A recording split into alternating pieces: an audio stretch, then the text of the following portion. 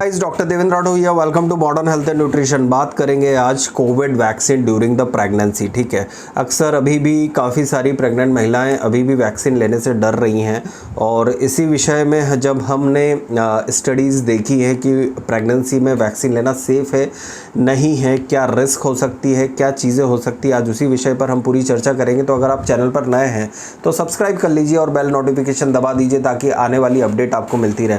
सबसे पहली चीज़, कोविड जो कोरोना का इन्फेक्शन होता है, अगर आप प्रेग्नेंट हैं तो प्रेगनेंसी के दौरान अगर आपको कोरोना का इन्फेक्शन होता है तो एक चीज़ समझ लीजिए कि अगर वो काफ़ी ज़्यादा इन्फ्लेम्ड करता है आपके लंग्स को ख़राब करता है, या फिर अगर बहुत ज़्यादा जो अगर देखें कि अगर आप 85% 90% ऑफ कोरोना इन्फेक्शन जो होते हैं माइल्ड रहते हैं, लेकिन अगर मॉडरेट और सीवियर केसेस में अगर आप जाते हैं तो आपको ऑलरेडी बहुत गंभीर समस्या हो सकती है। किस चीज़ से रिलेटेड?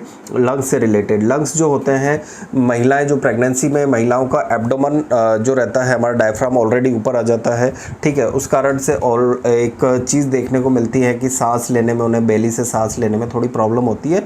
तो ऑब्वियसली शॉर्टनेस ऑफ ब्रेथ कई महिलाओं में ये वाले लक्षण देखने को मिलते हैं। तो अगर आपको ड्यूरिंग दैट पर्टिकुलर कंडीशन अगर आपको कोविड होता है तो आपकी ओवरऑल हेल्थ पर असर पड़ेगा, ऑक्सीजन सेचुरेशन जल्दी कम होगा और आपके बच्चे के अंदर कुछ कॉम्प्लिकेशंस आ सकती है। अब नेक्स्ट थिंग इज के बारे में बात कर सकते हैं, बच्चे में क्या कॉम्प्लिकेशन हो सकती है अगर आपको कोविड होता है। तो आपका बच्चा जन्म से पहले पैदा हो सकता है, मतलब जो एक एज जो रहती है ड्यूरिंग जो बर्थ डेट आपको ड्यू डेट दे रखी है उससे पहले पैदा हो सकता है, जिसे हम प्रीटर्म बेबी कहते हैं। लो बर्थ वेट वाली कंडीशन देखने को मिलती है। साथ ही हमारे पास बहुत सारी चीज़ें ऐसे हो जाती है जिसमें हम मेडिकेशनल, हमारे हाथ बन जाते हैं जिसमें मेडिकेशन स्टेरॉइड्स है या फिर कुछ ऐसी मेडिकेशन का हम इस्तेमाल नहीं कर सकते ड्यूरिंग द प्रेगनेंसी, जिससे आपको भी नुकसान होगा और बच्चे को भी नुकसान होगा।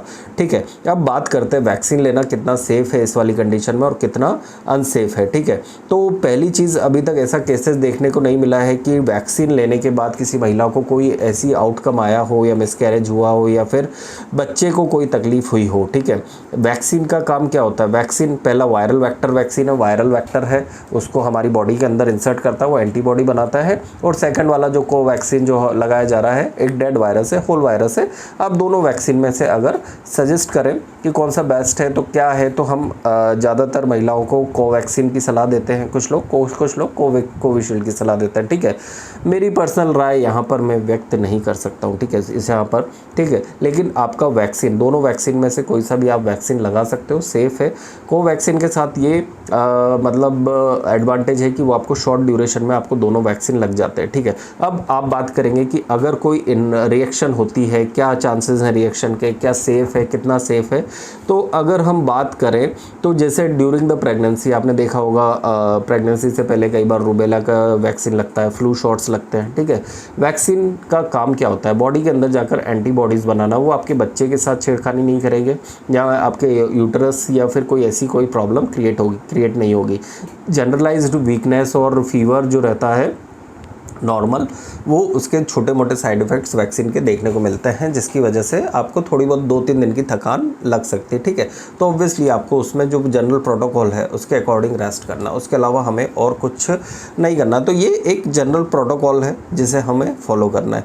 नेक्स्ट थिंग, वैक्सीन अगर आप नहीं लगा रहे हैं तो आप है ना, उस चीज़ का एक आपके साथ एक माइनस पॉइंट ये रहता है कि कहीं भी आप जाते हैं, आप एंटीनेटल चेकअप के लिए जाते हैं, पोस्टनेटल चेकअप के लिए जाते हैं, तो उस वाली कंडीशन में ये देखने को मिलता है कि आपको बहुत ज़्यादा प्रिकॉशन लेनी पड़ती है। और ऐसे सेंटर्स भी अभी देखने को मिलते हैं जहाँ पर दोनों तरह के चेकअप होते हैं।